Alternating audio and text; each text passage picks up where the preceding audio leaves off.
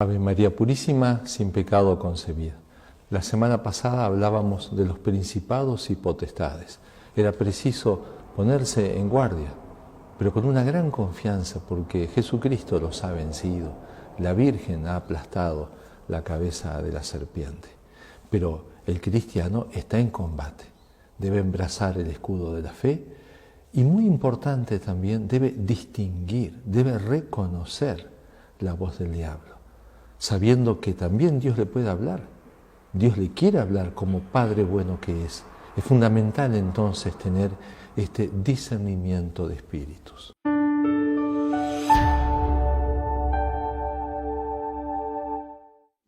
De repente llega un desconocido a tu casa. Se presenta diciendo que es un obrero que tu padre o tu esposo ha enviado para un arreglo. Vos no sabías nada, evidentemente no tiene buen aspecto, no lo vas a dejar entrar, o al menos te vas a tomar el trabajo de verificar la veracidad de sus palabras, a ver si efectivamente viene enviado por algún familiar tuyo. No puedes cometer la imprudencia de dejar entrar a un desconocido a tu casa. Bien, eso se lo enseñamos a los niños, a los jóvenes, esta prudencia. Pero no siempre aplicamos esa prudencia para algo mucho más delicado, dramático. Es lo que dejamos entrar al alma, al pensamiento, al sagrario de la conciencia. Muchas veces dejamos entrar ideas, sentimientos, sin distinguir de dónde viene esto, quién me está hablando. Dios, tu Padre, como Padre bueno, te quiere hablar. Pero Satanás también anda como león rugiente y no siempre se va a aparecer con brusquedades o con tentaciones groseras. Se disfraza de ángel de luz y va a tratar a toda costa de engañarte. Ya hemos visto la semana pasada esa habilidad de Satanás de interpretar las cosas y hacerte interpretar. Es mentiroso, es el seductor. Por eso es algo clave, según los autores espirituales, el distinguir estos espíritus, este pensamiento de quién es de Dios o no es de Dios. En esto se va gran parte de la vida espiritual. Hoy lo queremos invocar a San Ignacio de Loyola, porque él, como militar convirtiéndose después de una herida en su pierna, no tenía formación teológica ni espiritual, pero Dios le fue mostrando y lo fue iluminando con la misma experiencia. Leyendo unas vidas de santos, empieza su proceso de conversión. Se despierta esa chispa interior y llega a pensar si San Agustín, si San Francisco pudieron, ¿por qué yo no? Cuando pensaba esto, le venía como una alegría y una paz en el alma. En otros momentos, seguía convaleciente, se ponía a pensar en la dama de sus sueños, en la ilusión que tenía de conquistarla, a base de galanterías, pero sobre todo de grandes hazañas militares. Y por supuesto, la fibra combativa que tenía y ese caballero que tenía en todas sus fibras, y se enardecía y podía pasar horas con esos pensamientos. Pero San Ignacio se empieza a dar cuenta, era muy distinto el efecto que dejaba un pensamiento y el otro. Cuando pensaba en la santidad, en la conversión, le quedaba una paz y una cierta alegría. Cuando pensaba en volver a las batallas y en conquistar a la dama de sus pensamientos, esto le traía, dice, un amargor. Ahí entonces empezó a tomar experiencia, como pensamientos que me vienen, no siempre vienen de Dios o vienen del diablo o vienen de nosotros mismos. Y es fundamental entonces distinguirlos, discernirlos. Y es por eso que el mismo San Ignacio, cuando escribe el librito, el precioso librito de los ejercicios espirituales, va a ofrecer allí algunas reglas para, él dice, en alguna manera ayudar a sentir y a discernir, a ver, estas mociones que tengo, estos pensamientos que tengo, ¿vendrán de Dios o vendrán del diablo? porque se dan cuenta, acá no se trata solamente de la decisión de obrar el bien y evitar el mal.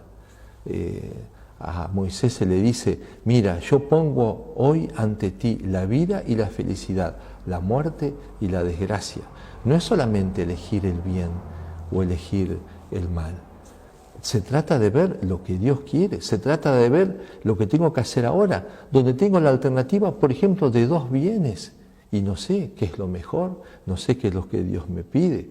Por eso entonces hay una necesidad imperiosa de aquello que dice San Juan el apóstol, examinad los espíritus, porque ahí anda el diablo como el león rugiente y disfrazándose de ángel de luz para engañar. Primera regla que ofrece San Ignacio de Loyola. Las personas que están mal, que van de pecado mortal en pecado mortal, se pueden dar cuenta que es la voz del diablo que les habla cuando simplemente se les van proponiendo continuar en esos pecados. Dice San Ignacio, acostumbra comúnmente el enemigo proponerles placeres aparentes, haciendo imaginar delectaciones y placeres sensuales, para más conservarlos y aumentar en sus vicios y pecados. Esto es algo lógico. Satanás está ahí, en esta alma en pecado mortal, como en su casa. Se maneja con mucha soltura y con mucha libertad. Por eso pone más leña al fuego, agranda la fantasía de los pecados, agranda los temores. Como le pasaba a San Agustín cuando estaba por convertirse, sentía que las pasiones le decían, ¿nos vas a dejar? ¿Vas a poder vivir sin nosotras? Bien, el buen espíritu, ¿de qué manera le va a hablar a esta persona? Porque Dios y los ángeles de Dios no quieren dejar a esta oveja perdida, la buscan a toda costa. Si justamente el Señor ha venido a salvar, el médico viene por los enfermos, pero resulta que por el pecado mortal y Dios ha sido expulsado de esta alma. Entonces Dios tiene que entrar con una cierta violencia. Y esos son los remordimientos de la conciencia. Es lo que dice justamente San Ignacio. El buen espíritu usa contrario modo, punzándoles y remordiéndoles las conciencias. Por eso entonces no hay que sorprenderse de esos sufrimientos que tiene el pecador, donde muchas veces las cosas no le van bien, o aunque le vayan bien, en el fondo del alma está intranquilo. Esto lo sufrió extremadamente San Ignacio. Pero también lo sufrió, por ejemplo, San Agustín. San Agustín especialmente, él reconoce la mano de Dios en todos sus dolores, en todos sus sufrimientos. Y decía esta frase bellísima, te mostrabas misericordiosamente cruel conmigo, colmando de hondos pesares mis culpables regalos. Es preciso entonces ver en esos dolores que le tocan al pecador, la mano misericordiosa de Dios que busca hacerlo despertar, que no se instale en esta vida fácil, en esta vida pecaminosa, que se despierte, que busque la paz, que busque el bien. Bien, después San Ignacio ofrece estas reglas diciendo, a ver, ¿cómo reconocer en la persona que va mejorando, que va de mejor en mejor? El diablo a toda costa va a buscar entrar, ha sido expulsado porque esta persona vive en gracia. Entonces dice, nuevamente, por contrario modo, es propio del mal espíritu morder, tristar y poner impedimentos, inquietando con falsas razones, para que no pase adelante. A toda costa el diablo, que es inquieto, que no tiene paz, entonces va a buscar poner esta inquietud. Y aunque se disfrace de ángel de luz, va a dejar siempre ese toque inquieto en el alma. Acá San Ignacio aplica la sabiduría del principio del Evangelio. Cada árbol se conoce por su fruto. No se recogen higos de los espinos, ni de las zarzas se vendimian uvas. Justamente un pensamiento, si es bueno, como árbol bueno, da frutos buenos, produce efectos buenos. En cambio, si el pensamiento viene del diablo y va a producir efectos malos. Por eso entonces se puede reconocer en esa inquietud, en esos engaños, en esas falsas razones, como dice San Ignacio. Le toca sufrirlas al mismo Ignacio en la cueva de Manresa, cuando va creciendo espiritualmente y va rezando más y más, con muchas penitencias.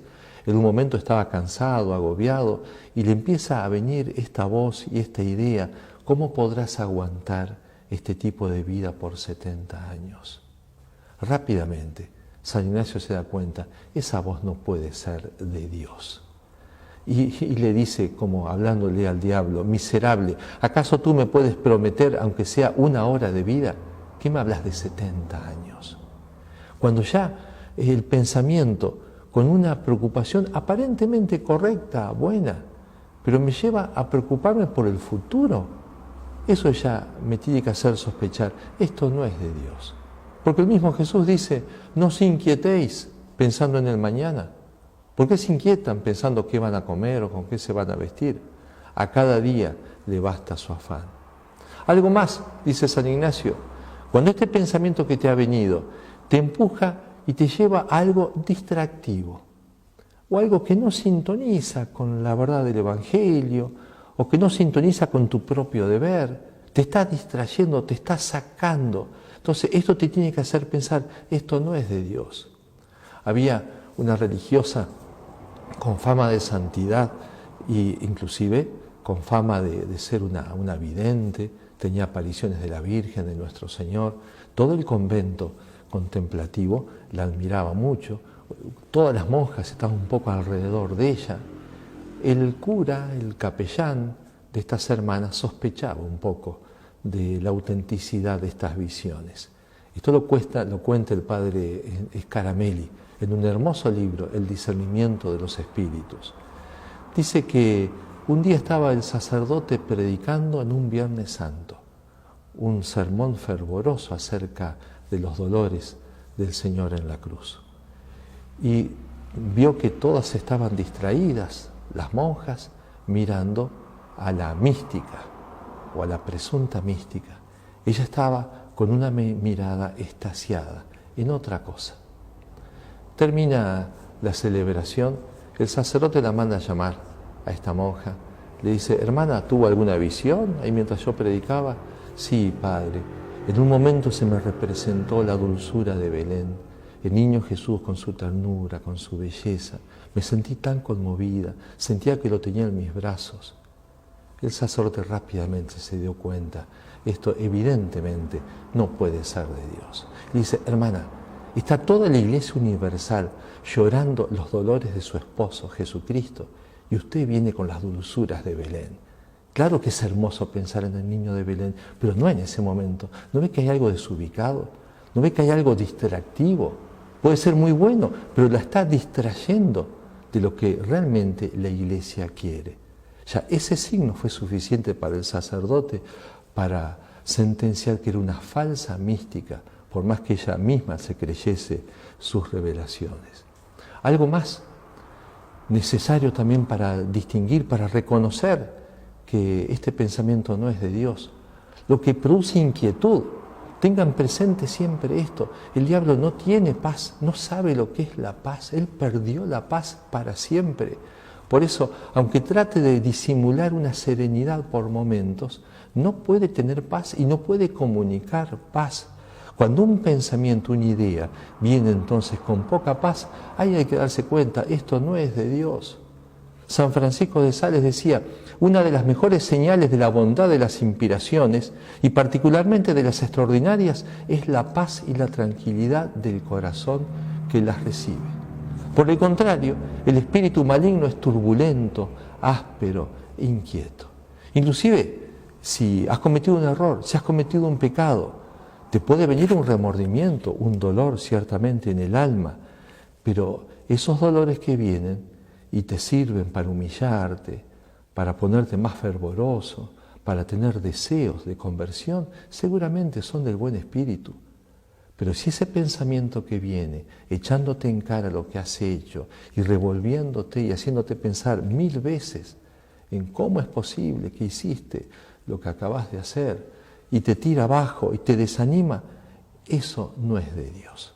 Así dice El combate espiritual, ese hermoso libro de Lorenzo Scupoli.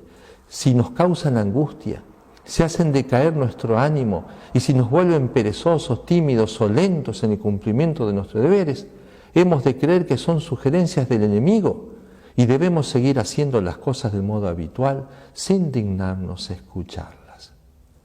El buen espíritu, en cambio, se reconoce en que justamente da paz, como cuando Jesús le habla a Pedro. 3 veces lo había traicionado. Ahora le da la oportunidad de reivindicarse. Pedro, ¿me amas? Sí, Señor, tú sabes que te amo. Apacienta mis ovejas.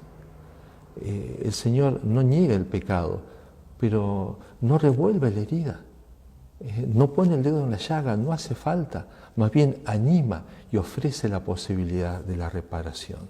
Así es el Espíritu de Cristo. Ese es el Espíritu de Dios. Y es preciso entonces reconocerlo. Firmes en la fe.